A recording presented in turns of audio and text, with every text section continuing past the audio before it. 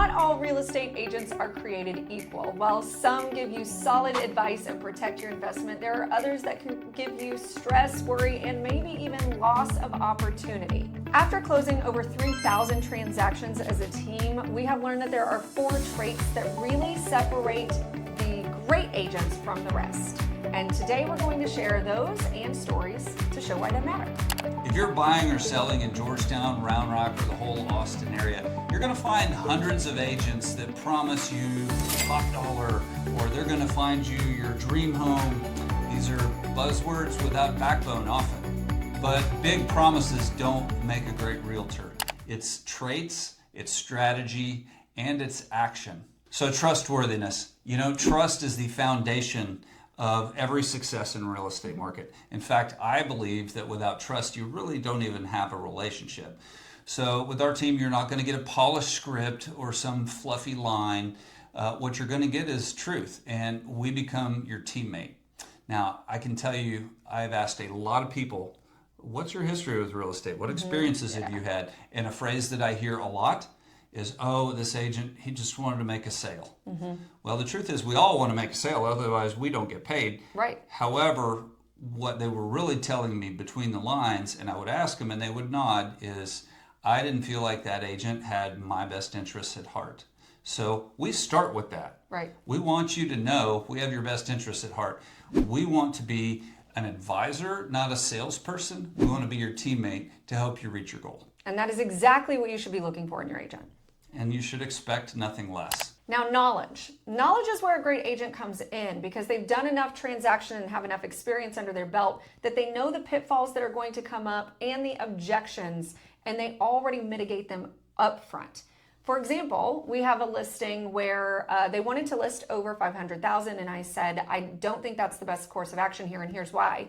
Is their floor plan has functional obsolescence, which means that that's not how we build floor plans anymore. And so most buyers out there are going to be looking for an open floor plan, and this just isn't it. And so we have to make sure that we are setting the right tone with our value and our price and what we already know about the property to make sure it gets sold. Another example I had recently is a certain type of plumbing was noted by the inspector, and he said, oh my goodness, there have been all these lawsuits, et cetera, et cetera. As luck would have it, I had run into this twice before and had documentation and letters from a major local plumbing company that documented, hey, we've built over 5,000 houses a year for a certain period with this plumbing and never had a single issue. Right. And so I had that in my arsenal to address the situation immediately. Right. Yeah, we see this all the time with inspections, flashing, pools, all sorts of things where when you've done enough transactions, you already know what's going to come up and you can get ahead of it, or you know how to mitigate it if it does come up as a concern. Yeah. Knowledgeable agents know how to anticipate issues, whether it's with the contract, the inspection, or just buyer psychology. Yeah, and we know how to approach situations with the delicate approach that is likely to give you success. There's a wise old saying, hard work beats talent when talent doesn't work very hard. Exactly. Real estate is not a side hustle. A great agent treats it like a business. There's a lot riding on this transaction, and guess what? A lot of it is yours.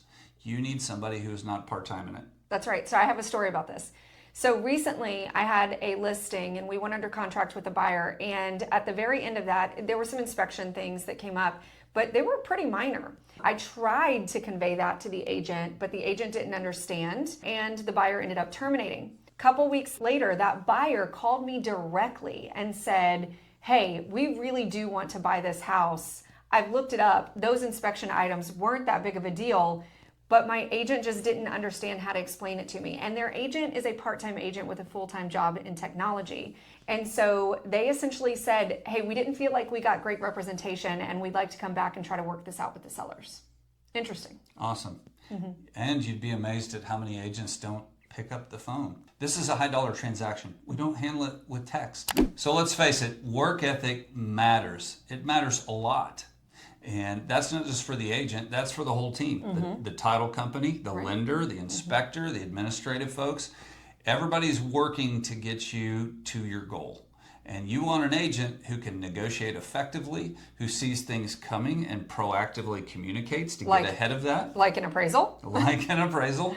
Intercepting the appraiser is something we do that seems pretty unique. I don't see others doing that as I agree. much. And ultimately, the goal is to get you to the finish line.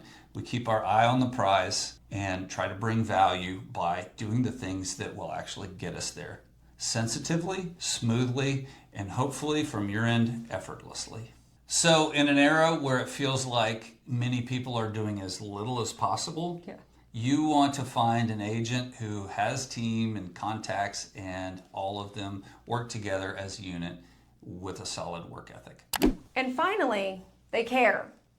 In this industry, there's a term called commission breath, and it essentially describes an agent who is putting the compensation above the relationship or their client.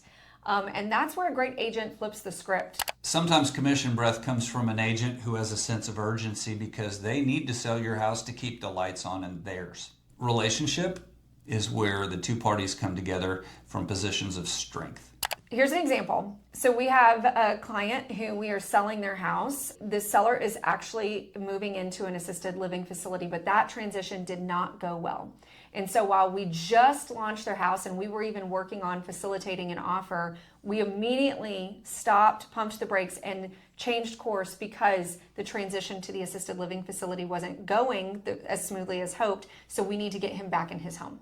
And so that is exactly what an agent who cares is going to do. It's not about the transaction, it's about the person at the center of that, and we do whatever is necessary to make sure we honor them. This is really the core of what I mean when I talk about we want to be an advisor and not a salesperson. And any agent you work with should be an advisor, not just trying to sell you on something.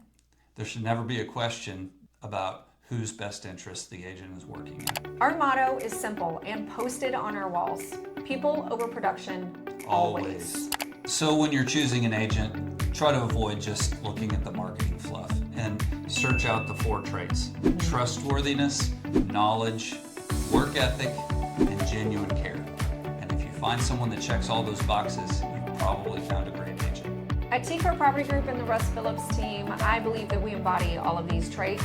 And so if you're in the Georgetown, Round Rock, Austin, and surrounding areas, we would love to get to know you and work for you.